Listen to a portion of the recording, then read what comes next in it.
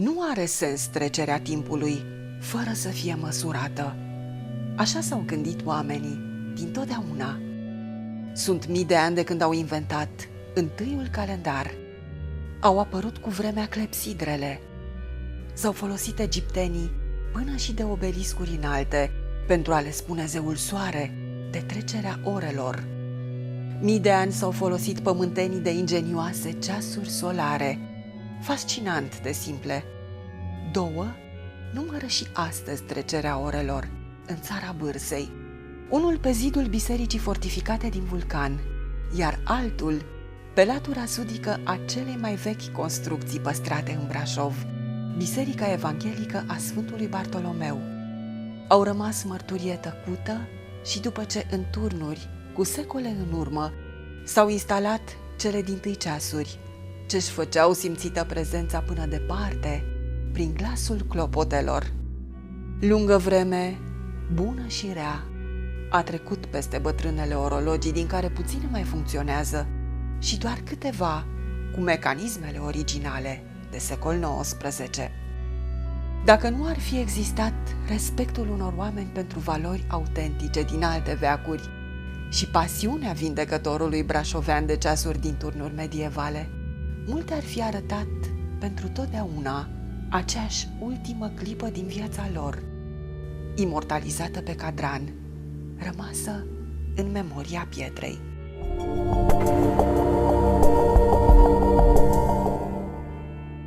Primele ceasuri publice cu mecanism au fost montate la început de secol XIV în Florența și la Milano. Pe atunci la Brașov încă se măsura trecerea timpului cu ceasul solar, iscusit construit pe biserica ridicată în veac XIII în Brașov vechi. Inspirată a fost păstrarea lui până în zilele de acum, mărturie fermecătoare din vremea când mecanismul fără greș al trecerii soarelui pe bolta cerească îi dădea viață zi de zi, fără să se strice vreodată. Doar ca pe o curiozitate îl mai priveau enoriașii după ce în turn a fost instalat primul ceas cu mecanism, acum mai bine de 265 de ani. Orologiul pe care îl vedem acum în turnul bisericii este ceva mai nou. A fost montat acum 85 de ani. Are povestea lui, ca fiecare din ceasurile știute de secole în turnurile Brașovului. Ce se poate spune despre existența ceasurilor publice în Brașov, în Brașovul medieval, pentru început?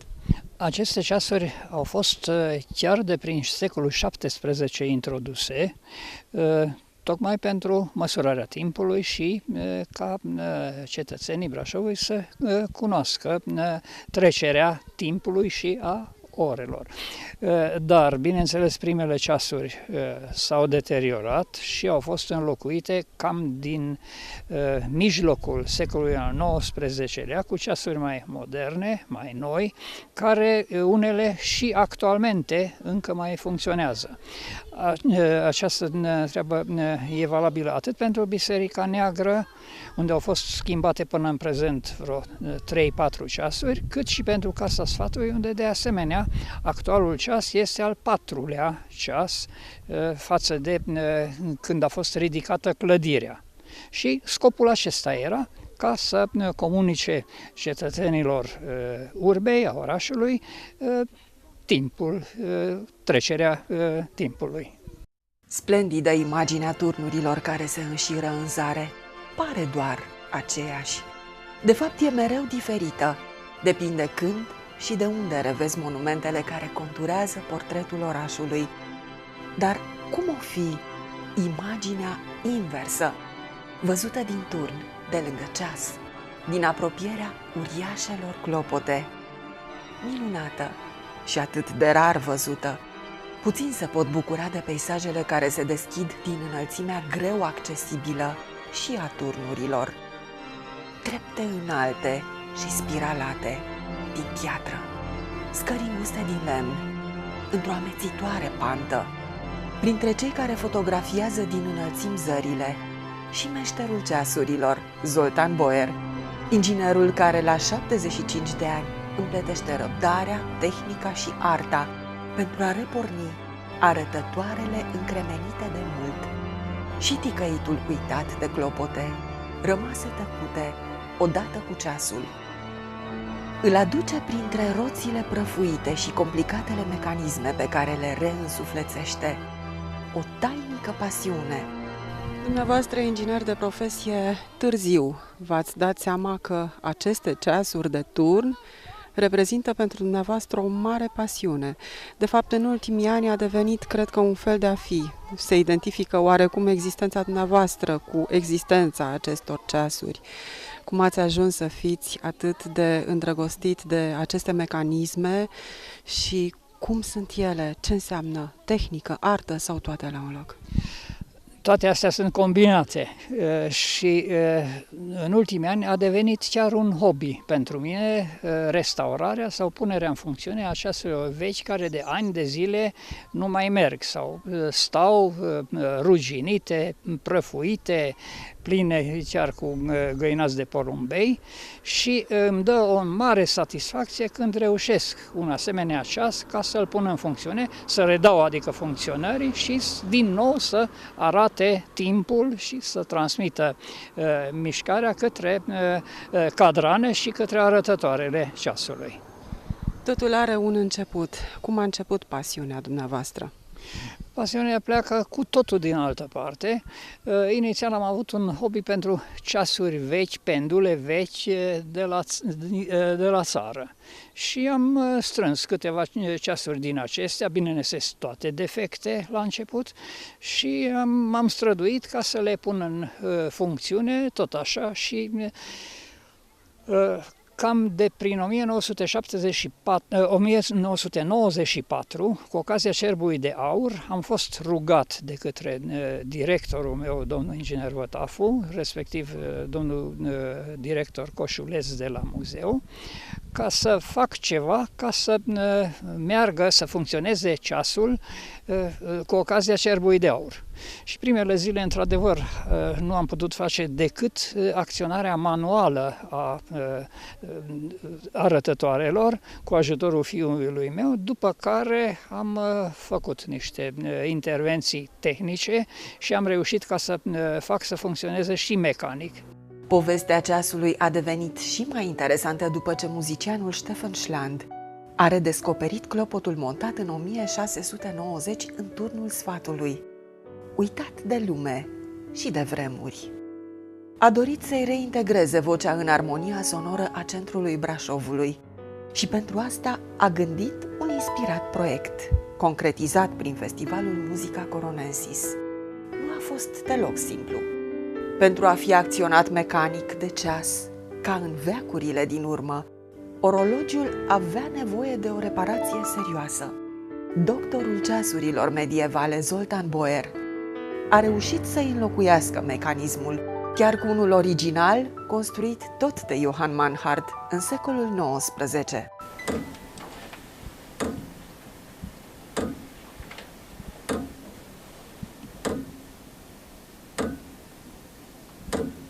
A fost cumpărat din Germania, montat în turn în locul ceasului vechi și de atunci funcționează ireproșabil.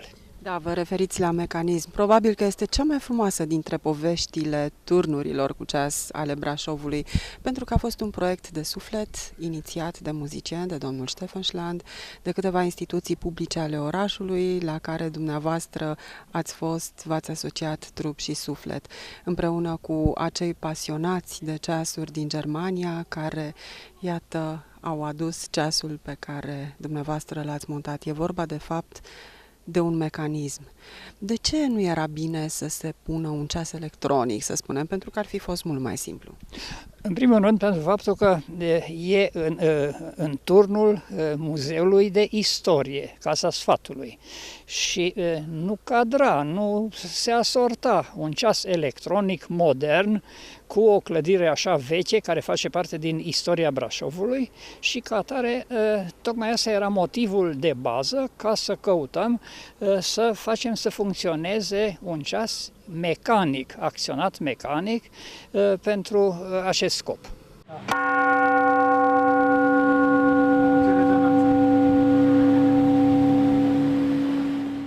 Nu este singurul ceas din Brașov pe care dumneavoastră l-ați readus la viață datorită pasiunii pentru mecanică, pentru electronică uneori. Ați lucrat și la ceasul unui alt monument reprezentativ al Brașovului, la Biserica Sfântul Nicolae.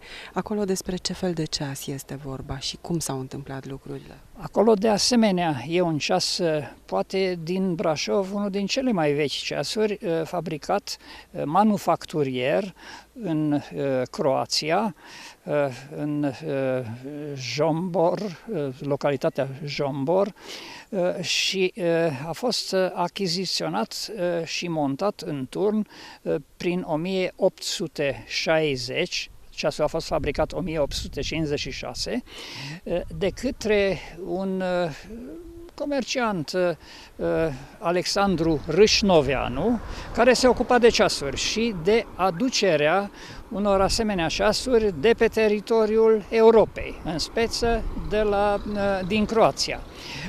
Inițial, în turn, exista un alt ceas defect care a fost printr-un schimb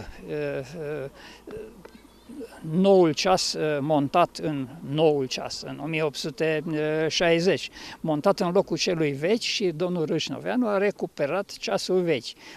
Ce a făcut cu el, unde l-a expus, nu știm, nu se știe. Am urmărit din analele Bisericii Sfântul Nicolae împreună cu domnul preot profesor Olteanu și am găsit aceste date care v-am spus până acum, dar fără să știm unde anume a ajuns originalul ceas vechi din Biserica Sfântul Nicolae. În orice caz, când m-am apucat de acest ceas, ceasul deja nu funcționa de circa 20 de ani și chiar mi-a fost o provocare ca să îl fac să funcționeze. Mai ales că ceasul a fost ceva deosebit, realizat manufacturier, niște piulițe făcute manual.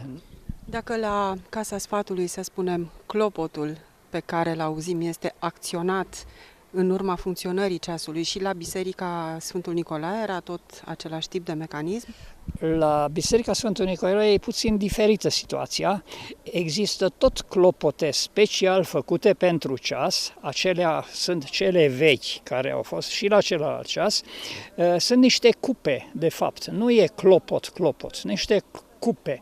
Și la Biserica Sfântul Nicolae există un asemenea clopot, cupă, mai mare, cam 80 de centimetri în diametru, pentru bătaia orelor, și un clopot mai mic, cam de 50 de centimetri diametru, pentru bătaia sferturilor. Eu, chiar și din ambiție, am reușit ca să pun în funcțiune ambele clopote acționate de ceas. Numai marele păcat este că nu e cine să tragă greutățile, să acționeze și clopotele. Într-un timp era cineva care a reușit să tragă greutățile ceasului, dar atât. La bătăile clopotelor nu s-a băgat. Deci funcționează totuși ceasul fără să acționeze și clopotele. Exact. Ceasul este în perfectă stare de funcționare, atât ca mecanism de ceas, cât și ca mecanism de batere a sferturilor și orelor. Numai nu e cine să tragă. Eu sper ca această discuție să se constituie și într-un fel de apel către un voluntar care să pună în valoare acest ceas frumos și important dintr-un monument atât de cunoscut al Brașovului, fiind vorba de Biserica Sfântul Nicolae. Fascinant să descifrezi milioanele de clipe învârtite de roți, trase de greutăți, milimetru cu milimetru. Nu sunt la fel, cum nu seamănă viețile oamenilor care le-au construit. În Germania, Austria, Franța, Croația sau țările române, pentru turnurile din biserici transilvane sau de pe plaiurile moldave, apărate de Ștefan cel Mare. Poți să numeri pe degete meșterii de ceasuri de turn, așa că și numărul orologiilor care încep din nou să ticăie sub mâinile lor e pe măsură. Zoltan Boer a urcat de 10 de ori treptele spre înalturi, până a reușit să repare atâtea ceasuri din Brașov, din minunatele biserici fortificate din țara Bârsei, de la Gimbav, cu impresionanta poveste a clopotelor, pe care se păstrează și o inscripție de secol XVI. Din turnul medieval reconstruit după cutremur la început de secol XIX în Bod, din încântătoarea biserică medievală din Cristian, restaurată în anii din urmă, până la Piatra Neamț.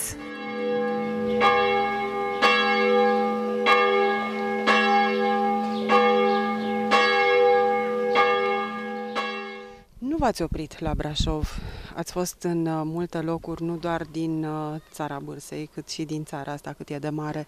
Să începem cu ceasurile pe care le-ați reparat în anii trecuți, anul trecut mai precis, la Gimbav. Este vorba, din câte știu eu, tot despre un ceas produs de către Johann Mannhardt.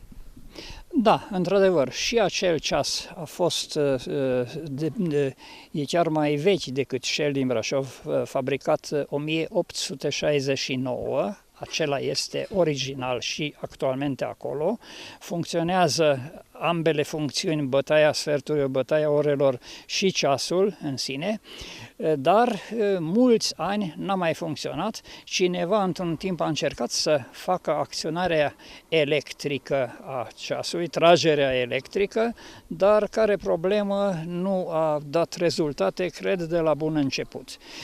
Deci când m-am apucat de acel ceas, prima problemă a fost demontarea a tot ce s-a întreprins în acest sens de acționare electromecanică a tragerii ceasului. La treaba asta am lucrat împreună cu domnul Mihai Feri, îngrijitorul de la biserica din Gimbav, 2 zile, numai ca să demontez ceea ce au încercat alții să facă, să automatizeze. După ce a fost demontată această... Știu că v-a luat mult și să curățați, pentru că în atâția ani, bineînțeles că totul era plin de praf, era îmbâxit. Și asta este o operațiune complicată, mă gândesc eu. Da, exact. Deci, la fiecare ceas, restaurarea cu asta începe. Desfacerea parțială sau în întregime a pieselor ceasului, curățarea dinte cu dinte, după care remontare și așa zisa punere la punct a ceasului. Asta chiar așa se și întâmplă, întrucât pe anumite ceasuri, la pedantură există niște puncte de reglaj și deci acele puncte trebuie exact așa cum au fost concepute de fabricant, aranjate, puse ca să funcționeze bine bătăile. Așa e la toate ceasurile care au bătăi de sferturi și ore. Va mai mult, mecanismul de ceas face ca să demareze bătaia sferturilor și al 4-lea sfert de oră demarează bătaia orelor. Și treaba asta trebuie respectată, dar treaba asta, ca să funcționeze bine, trebuie găsite acele puncte .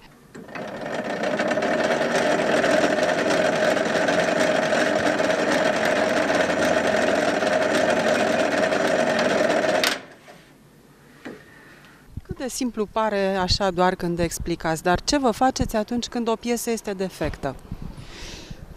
Depinde de la caz la caz. Sunt situații, am întâlnit și asemenea situații. Chiar și la Gimbav. Da, atunci cu ajutorul unor meșteri, lăcătuși, încerc ca să refac piesele respective sau o dantură uzată, un dinte, 2 dinți uzați, să fie refăcute prin adăugare de material și după aceea alezare ca să fie sau ajustare la dimensiunea prescrisă bunei funcționări a ceasului. O asemenea situație situație am avut și la ceasul de biserică din Bod, din biserica fortificată din Bod, unde ani de-a rândul a lipsit roata Anchor.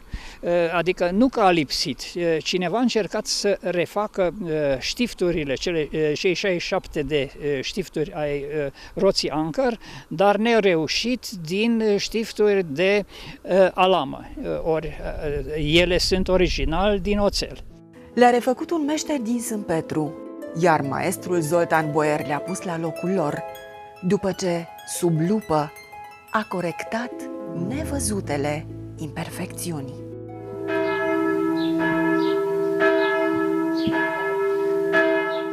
Pe lângă aceste lucruri de precizie, pentru că un ceas înseamnă un lucru de mare precizie, ați întâlnit și povești care să vă impresioneze sau lucruri ieșite din comun în aceste turnuri care par învăluite în mister? Da. O lucrare frumoasă, într-adevăr frumoasă, a fost cea executată anul trecut prin luna septembrie-octombrie și terminată definitiv și pusă în funcțiune în decembrie la Piatra Neamț, la turnul lui Ștefan cel Mare, unde am găsit, pot să zic, cel mai frumos ceas la care am lucrat până în prezent. Un ceas fabricație Rennes din Hildesheim, fabricat în 1888. Ce a fost sau ce este deosebit la acest ceas față de celelalte ceasuri, însăși angrenajele. Angrenajele toate sunt de bronz, față de celelalte care au hibrid. Acesta a fost cel mai frumos ceas. Acum se aude clopotul Bisericii Negre. Acolo este de asemenea un ceas cu cadrane frumos pictate. Ce ne puteți spune despre ceasul acela? Nu a fost de reparat, dar iată, funcționează și funcționează altfel decât celelalte. Da, pentru că este un ceas mai modern, electronic, comandat electronic și limbile acționate de asemenea electronic, deci demarate ca ceas electronic și, pe urmă, acționare mecanică, exact pe vechiul mecanism existent de la ceasurile vechi. Însă, bineînțeles că funcționează mult mai precis decât cele mecanice, însăși pentru faptul că sunt excluse influențele variațiilor de temperatură, iarnă-vară, ceea ce nu e așa la ceasurile mecanice. La ceasurile mecanice există o anumită diferență între vară și iarnă, se fac mici reglaje în acest sens și există niște piese chiar la pendul, care, tocmai ca să aibă vremea influență cât mai mică, pendulul este executat din lemn, ori din lemn de o singură esență, ori din lemn de două esențe. De obicei se utilizează paltin și cireș.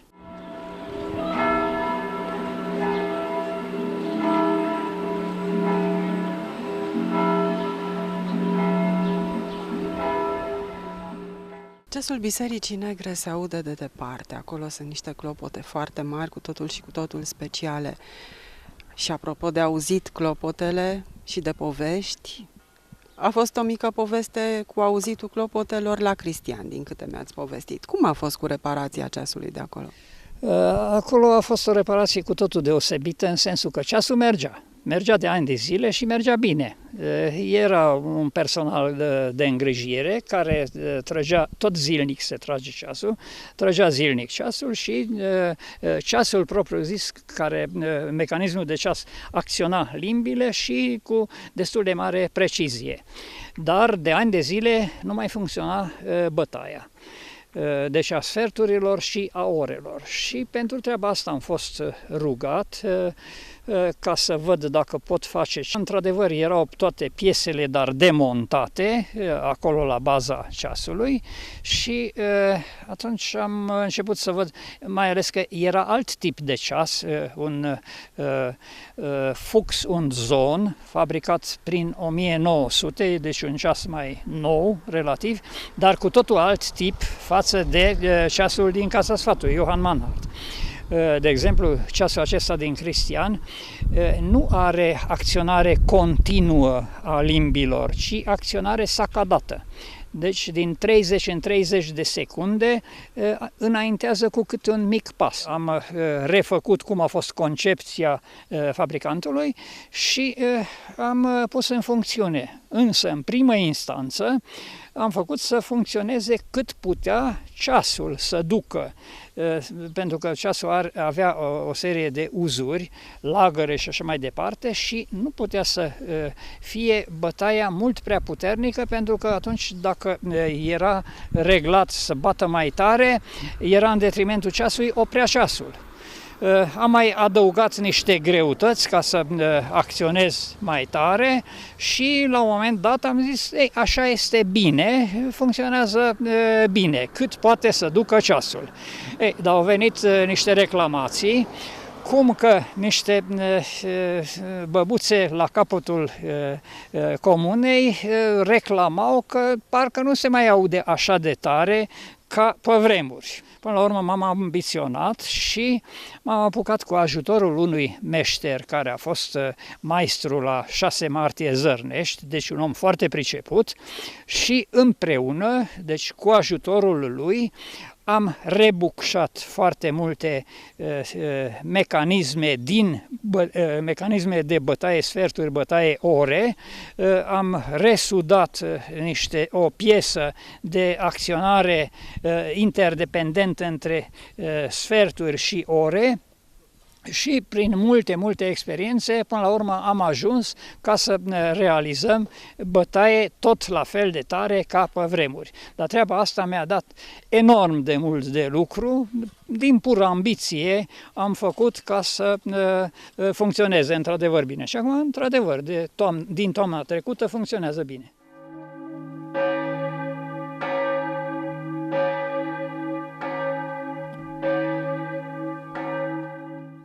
Domnul Boier, din fericire, în ultima vreme a început această restaurare frumoasă a bisericilor evanghelice, în special, care au niște ceasuri minunate.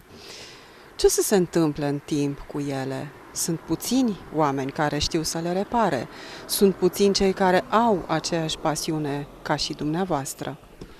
Da, într-adevăr, nici n-am prea întâlnit oameni care să aibă pasiunea asta, decât cei care sunt pe lângă biserică, îngrijitori ai bisericii.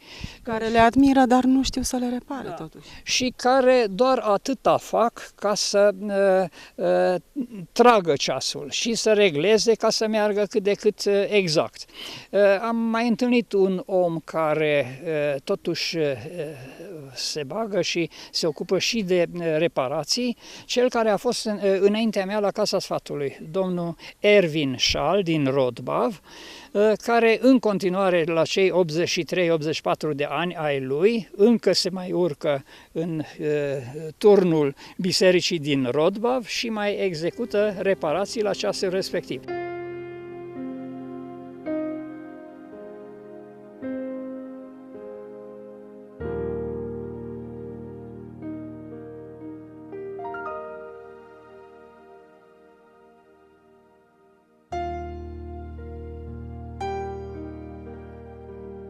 Deci ce o să se întâmple cu ceasurile? Asta n-aș putea să spun, pentru că foarte greu să găsești pe cineva și să-l instruiești ca să fie și interesat de treaba asta. Trebuie să aibă o dăruire, o iubire pentru aceste mecanisme vechi. Totul se electronizează, totul se modernizează și atunci ceasurile acestea vechi aproape că ajung ca să fie conservate. De exemplu, la Biserica Sfântul Nicolae, asta am și propus la urma urmei. Ceasul funcționează bine, dar dacă nu e cine să tragă, atunci mai bine conservat și înlocuit cu unul electronic, bine, care costă, dar se poate totuși la o cheltuială nu prea mare să fie schimbat pe acționare electronică, aceleași limbi pe aceleași cadrane, dar acționate electronic. Și atunci nu se mai pune problema trasului și, ba mai mult, acționează și asupra bătăilor de sferturi de ore. Dar în orice caz ceasurile acestea vechi ar fi păcat, măcar conservate înainte de a fi înlocuite cu ceasuri electronice.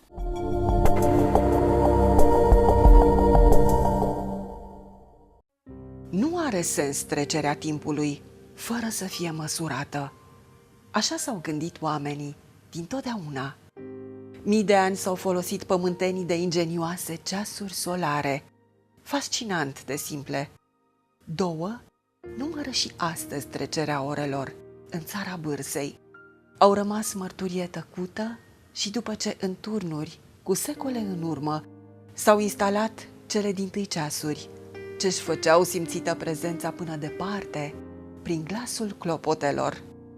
Lungă vreme, bună și rea, a trecut peste bătrânele orologii, din care puține mai funcționează și doar câteva cu mecanismele originale de secol XIX. Dacă nu ar fi existat respectul unor oameni pentru valori autentice din alte veacuri și pasiunea vindecătorului brașovean de ceasuri din turnuri medievale, multe ar fi arătat pentru totdeauna aceeași ultimă clipă din viața lor, imortalizată pe cadran, rămasă în memoria pietrei.